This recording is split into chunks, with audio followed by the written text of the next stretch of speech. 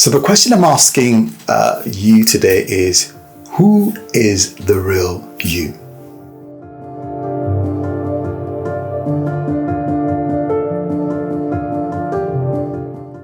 So the question I asked earlier was, who is the real you? Now, what do I mean by that? There's a portion of scripture that comes to my mind from Judges chapter 6, verses 11 to 14. You can read the whole chapter to get context. It talks about a man called Gideon. And this man had been through a lot.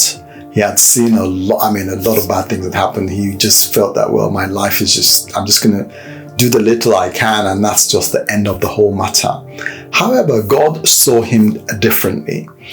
Now, if you read through that story, you begin to realize that God saw this man Gideon as a mighty warrior who would do great things. But Gideon, because of what had happened to him, because of his prevailing circumstances, didn't see himself that way. So the point I'm making this evening is the real you is not a function of your circumstance.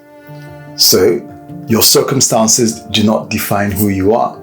The thing or the person that defines who you, not the thing. The person that defines who you are is God. So your identity is not, it should not be a function of your circumstances. Your identity should not be a function of your upbringing, although your upbringing and your circumstances influence your identity. But really, the real you, the real core of you, is determined by what God says about you and who God says you are, not by your prevailing circumstances.